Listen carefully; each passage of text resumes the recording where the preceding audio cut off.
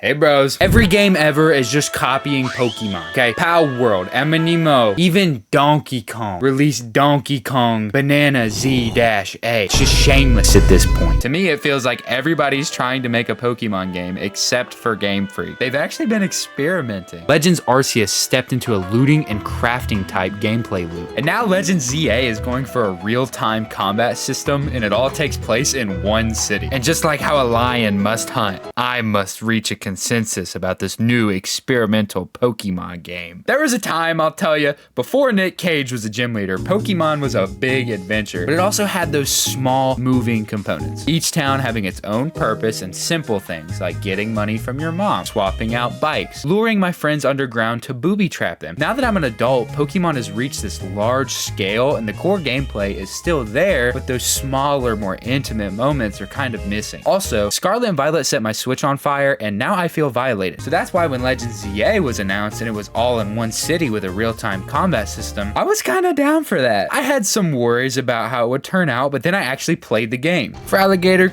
go jump that guy.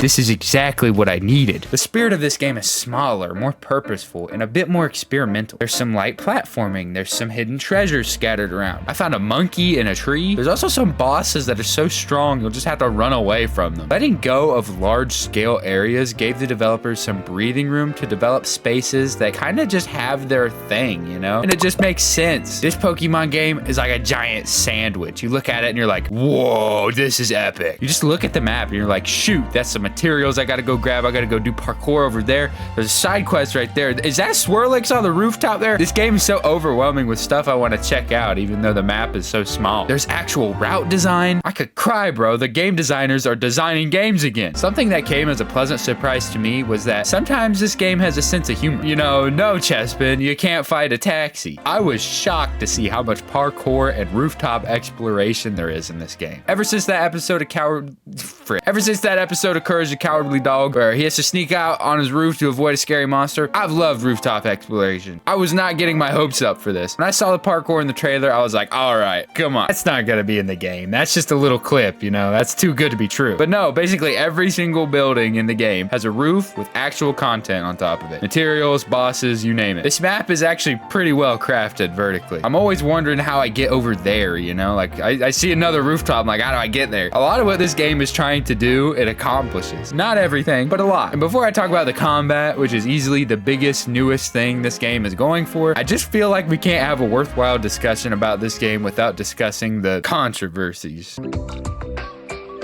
Everyone knows that two things make a good video game: graphics and how silly the game is. The main character wears a fedora in this one, so you're getting a lot of silly points with that. But how many graphics does the fedora have? I think that's the more nuanced question. There are areas of this game that don't look very good, and that's really unfortunate because I do see Game Freak growing their environmental design. This game is just inconsistent. Tony, play the clip. Here's a lens flare, some primitive fog, some foliage, some unique buildings. It comes together pretty nice during the day. And then there's nighttime where everything just looks super flat. It's also worth mentioning the art style. It's basically just an anime game. I really feel like initially Ken Sugimori's arts gave Pokemon a really nice balance between cartoony and anime, you know, capturing rounder, simplistic designs while also giving people spiky hair and big eyes. This game just looks like a JRPG, and people are like super upset about the graphics online. And now I'm gonna give my opinion. Oh boy, Pokemon is an enormous company, but Game Freak is actually a pretty small team. They have like 200 employees. You know, Assassin's Creed, that series has like 2,000. And these are just some numbers I pulled off the internet. But do you see how this makes a game pretty hard to talk about? There's this company side of things where Pokemon is just the biggest company ever. And then there's development side of things where the development team is actually like one of the smallest ones in the entire industry. You know, am I really upset this game was made in 4 years by a small team and they didn't get all the graphics together? Or am I upset that I'm charged $70 for it? That's my takeaway. This game looks fine for something made by a small team in 4 years, but it doesn't look quite like $70 yet, and I can see why people are upset. The performance is great though. This game performs like beautifully. It's like butter on Switch 2. Controversy number 2. The designs, the character designs. Oh my gosh, these are just, what happened, man? Bruh. Look at Blastoise.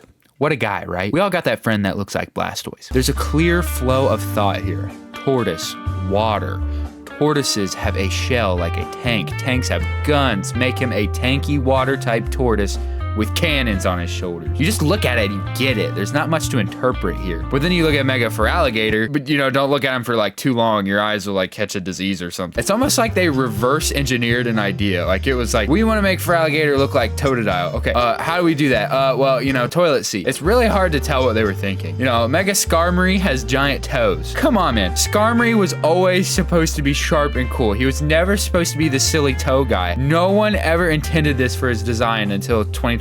That's my problem with a lot of new designs I don't like. Either there's no flow of thought, or they're just not staying true to the original intent of the design, or they're just not appealing. But I don't want to hear a single ounce of hate towards Mega Starmie. That is a flawless design. He is perfect. There's other flaws in this game too, I'll turn 40 before I finish the tutorial, and the dialogue is annoying. But for forever, Pokemon games come out, get in a bunch of controversy, and then 5 years later, it turns out it's the best game in the whole series. You can go all the way back to 2005. Pokemon Emerald has a kinda low meta score because at the time it came out, Pokemon had been putting out a lot of remakes and people didn't receive it that favorably. This game costs like $400 now because it's everybody's favorite. The same thing's gonna happen here. There's something so nice about this gameplay loop that just has me in a chokehold, even if this game has flaws. You catch a guy, it's like, what? Grab an item, it's like, do-do-do-do. The new combat is all like, da-dene. Use Hyper Beam. This combat is just so simple. It's so simple, but like it just works so well. This is like the center of the game. This is what I'm supposed to talk about the most. What's left to say, man? Like it's just so simple. You're just managing cooldowns and spacing. But like, yeah, Pokemon should have a management-driven combat system. It just makes sense. How could you balance Mewtwo and Quagsire? Okay, you can't really make this a fighting game. Even an action game would be hard. It'd be like making 900 main characters. So yeah, you just do management. It just makes sense, man. Even during exploration. This is like what the developers were trying to do with HMs back in 96. You just send your Pokemon out, you use a type-specific move to clear an obstacle, and it's great. Where the combat really shines, though, is in the Z-A Royale, which is better than any gym in the past 10 years. The element of stealth, sneaking up on an opponent, trying to collect challenges and meet their requirements to earn more money. This literally fixes Pokemon's difficulty problem, okay? A kid could play through a Z-A Royale, take on some challengers and beat it. But adults are still gonna be engaged because you're trying to crank out as many challenges as quickly as possible. Let's be real, I enjoyed gyms as a kid, but now that I'm older, the challenge isn't really there anymore. I think another thing that's really impressive is that no matter what you're doing, whether you're in a wild zone catching Pokemon, just like in Pokemon Legends Arceus, or if you're in the Z-A Royale, enjoying the new battle system,